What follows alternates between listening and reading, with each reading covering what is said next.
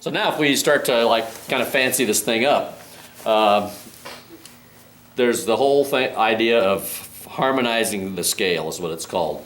And if like we had a piano here and you took, you know, played a certain interval, like let's say we played from a first a one note to a third note of the scale, and so that would make an A chord in this case. And if we took that same spacing on the piano, went bling, bling, and played the scale down with a note that was spaced in the same spot as the first we played, we'd get a harmonized scale. And actually certain chords are generated when you do that. I'll get the guitar out here and just try to give you an idea of what would go on harmonically. But certain types of chords are generated. So if we do that tune, let's see.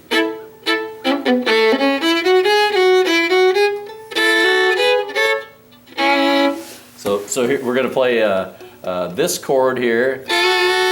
Play F sharp with an open A. And now play G sharp with a B. Now the A with the C sharp. Just try that.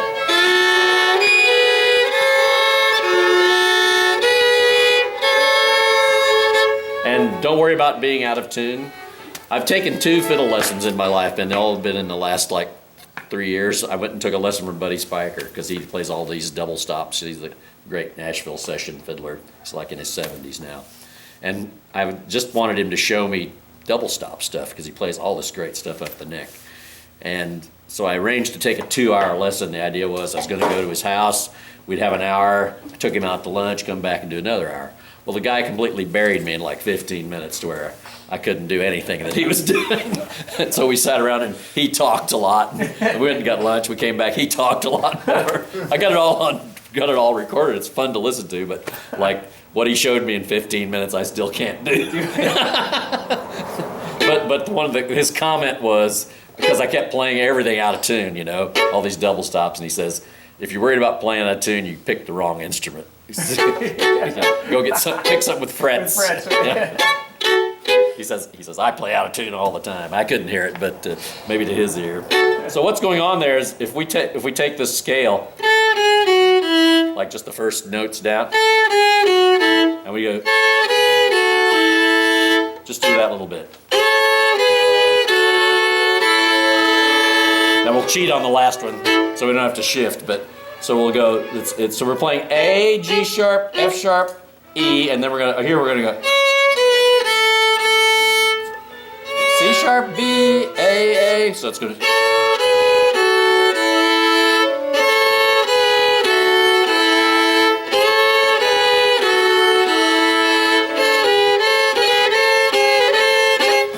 There's a bunch of waltzes I want to learn to play, but I've got to practice this. I keep telling myself, but there's this move where, say I leave these down. That's harder to do than it looks, you know. Like up the neck, you know. There's some really great waltzes that use that, and that's why I don't play them. But if we play this tune, so I'll start at the front end and show you where this little first bit fits in.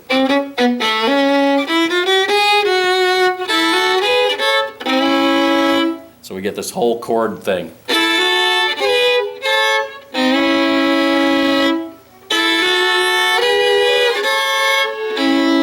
And the last chord is E and C sharp. So let me play it for you one more time.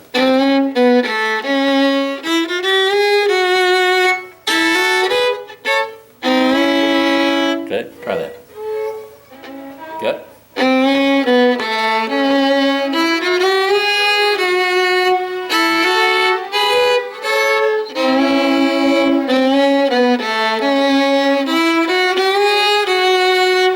More chording.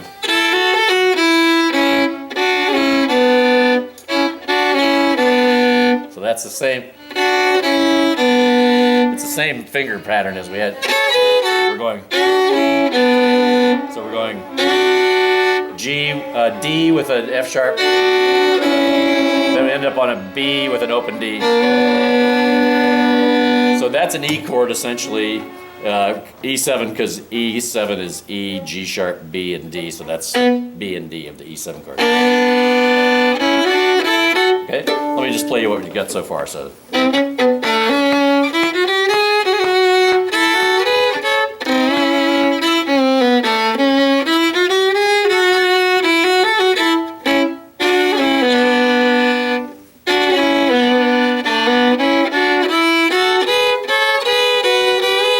So you can do like chord, all that. So there's a couple ways you can fancy up that next lick. Some people do this, you know.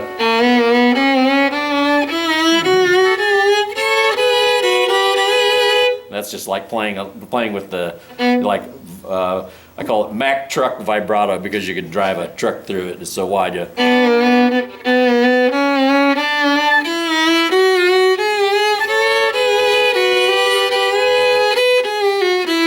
Okay, just try that the Mack truck style. Yeah.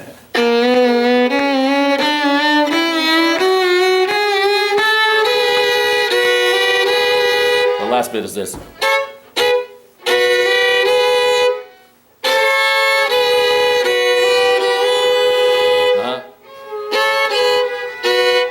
From this lick right here.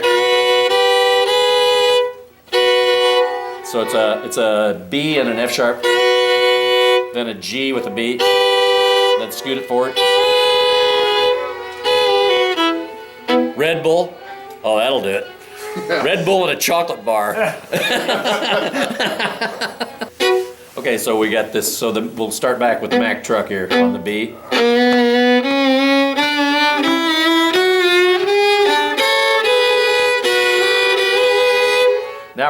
Now you can do some really cool stuff here. So the next part is, you know, this bit that goes. So we're gonna go.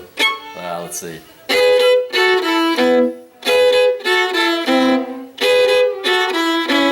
So the chord I'm bouncing on here is the G sharp and the B.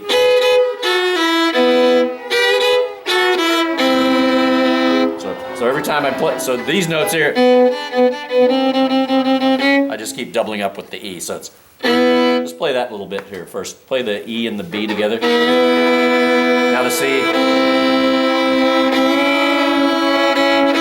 Okay, so just listen one time.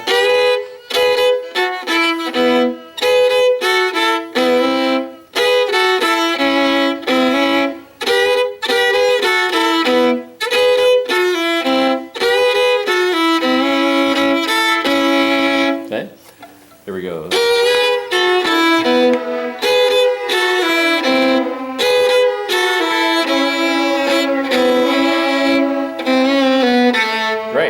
Start back at the beginning and just incorporate any and all of that stuff. Oh, I was going to show you a chord way to do the scale bit. So there's this scale-wise portion right where we go.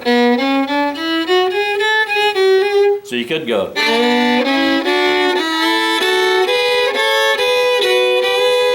And chord it all the way up, you know. You're just doing those same chords we did before in reverse. You're going. Let's see. What chords? Hang on, there might be another chord I can. If you go nuts, let's see. Yeah, you're gonna have to double the. When you get to this E, you're gonna have to play it with the B, I think, because otherwise it's not the right chord. So it'd be.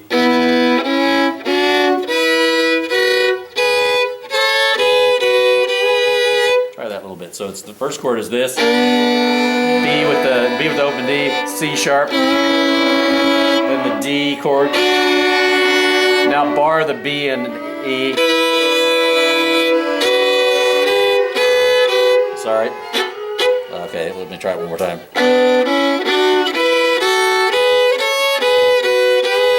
So it'd be.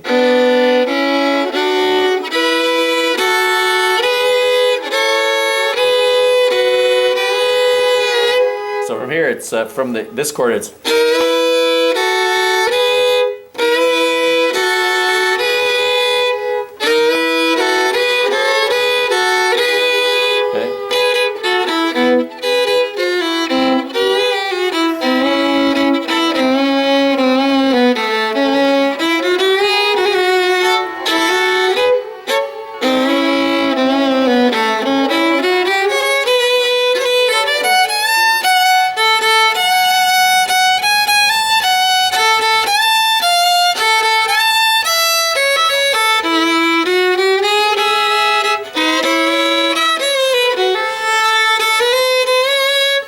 So let's try that. Just throw in some of those ideas, you know. But the first thing is this. Let's see.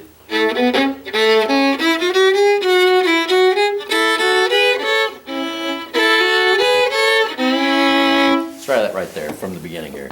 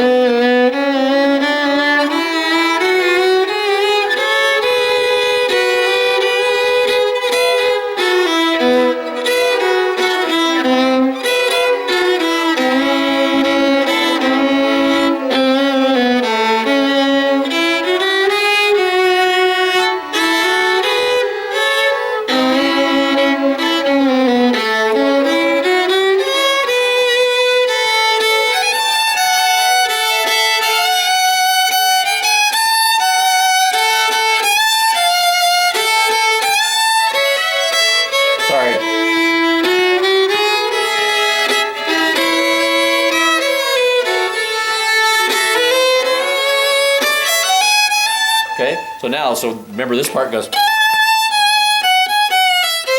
Okay, but we can add some chords there, so we can do this.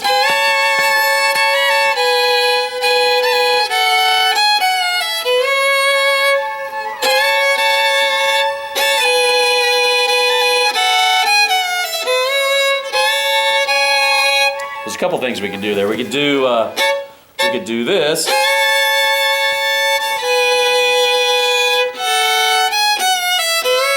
Or we could do this. Either one works.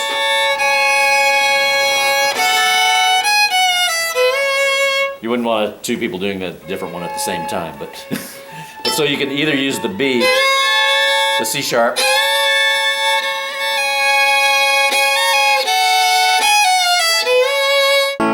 so you could go.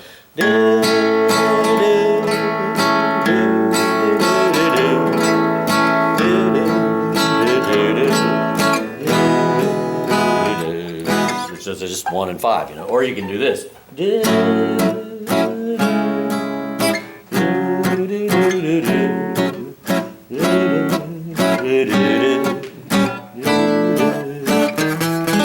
So there's a lot of so what I was doing so this was all A, but instead I went C sharp minor, F sharp minor. So F sharp minor, is going to be good because F sharp minor is the relative minor of A, and so it's got really pretty much the same notes. There's not a lot of note difference except for the F sharp, and we could call that an F sharp 6 chord if we wanted to, and it would be something like this. So if you take this chord, they're all the same notes. They're just stacked up a little differently. And then the C sharp minor works. Again, it shares enough other notes. So it was just all that was said to explain why this note works. so it's like.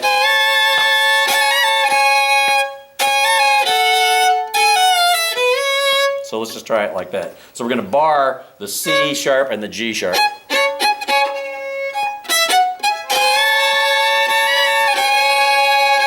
Sharp with open A.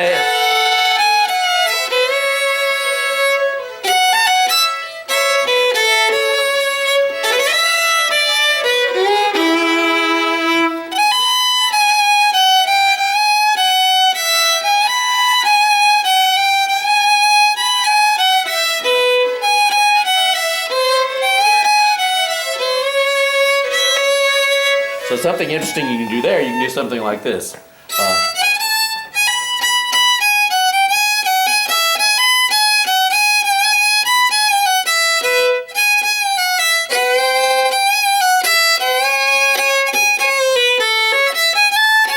Sounds kind of slinky,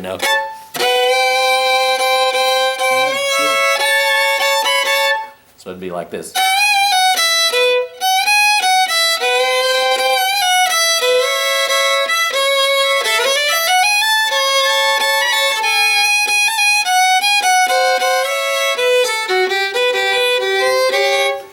So one other thing you can do in the beginning there, let's see if I can show you that.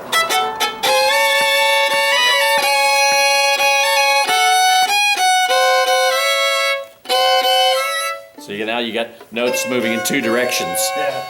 So what I'm doing this. So I'm sliding. So I've got that. I'm playing an F sharp and a C. Now to resolve that, I'm going to push the C up to C sharp and play the open E. Oh, yeah. Oh, that's cool. So you got notes moving in two directions, you know. Yeah. So it's be like this.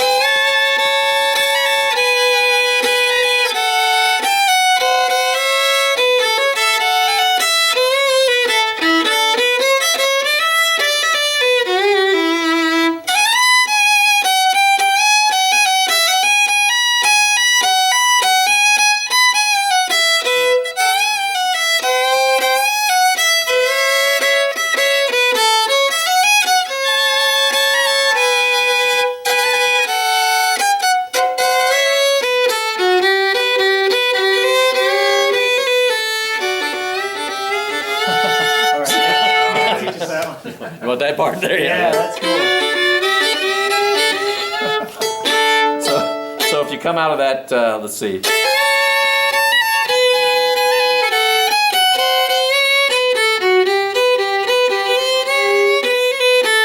And before we went, remember that we went. Well, now we're going to play that up the neck, and I'm just going to use these same two fingers. It's probably like wrong technique, but so I'm just going to slide up and. So again, I'm harmonizing the D scale now, so it's like the notes are. Those are like the melody notes. I'm going to put notes with those, so I'm going to play, and then I'm going to slide up and play G natural with E, then half step, and just keep pushing it up till what you're playing is an A with an F sharp. So. That same, so it's going to be.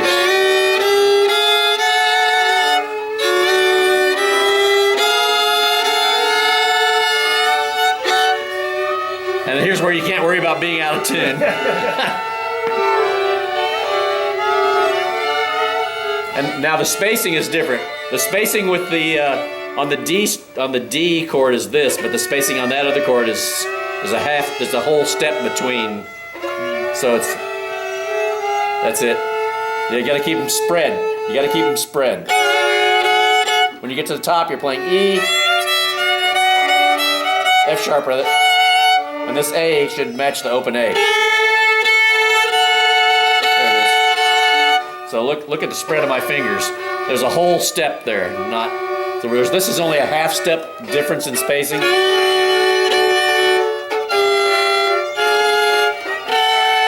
But you do have to adjust it a little.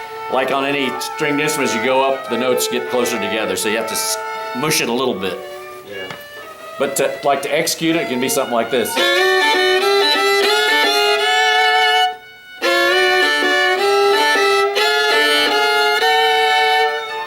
I mean, that's a cheap trick, you know. I'm just playing the open D and A, you know.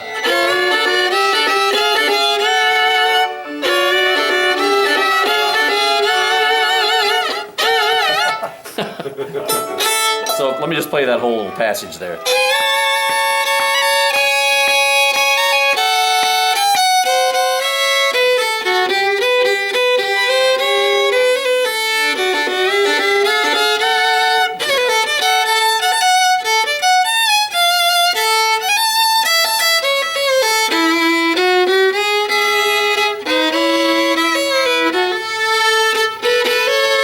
So if we do this, and then there's a couple more chords you can put right at the end.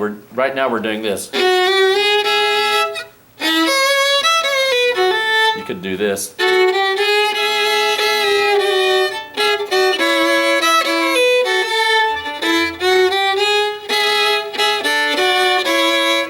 So what I'm doing is play this E chord here. Now play a D chord.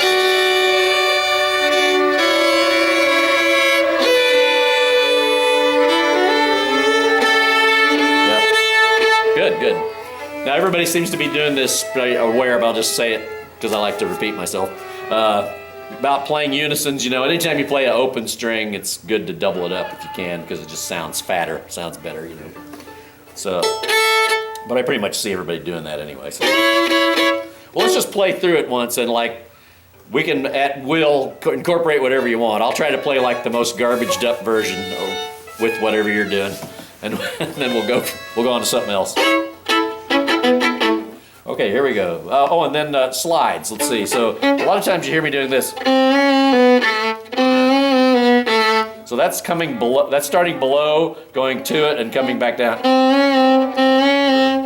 So here's the target note, and I'm going.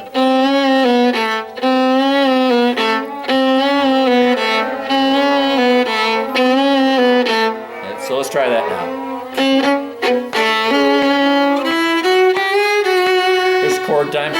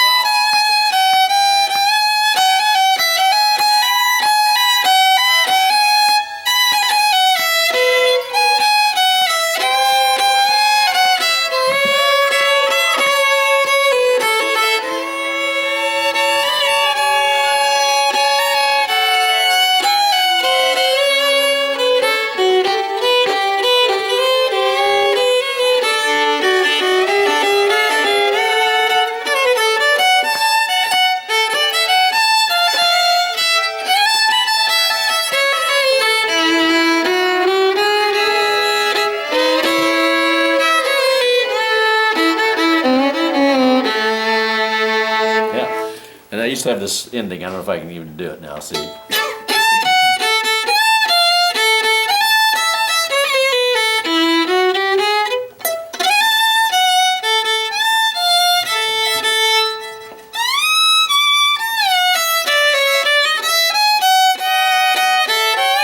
That's it. Let's see.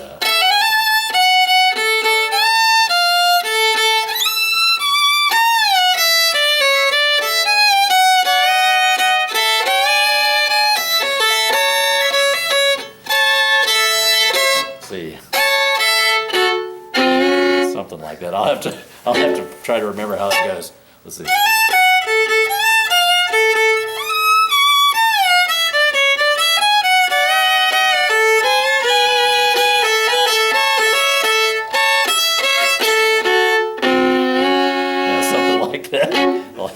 I'll have to resurrect that little ending, but I think there's a really good fiddler in Iowa called Kirk Brandenburger who played with a lot of bluegrass bands in the 80s, and I stole that from him. He played it in some contest, and I think he beat me with that lick, you know. Well, that was good. That was a good effort. That's a nice tune. There's a lot in there, you know, and there's more. If you listen to other people's versions, you find more stuff than I'm doing for sure. But that. Are you ready? Yeah. Here we go.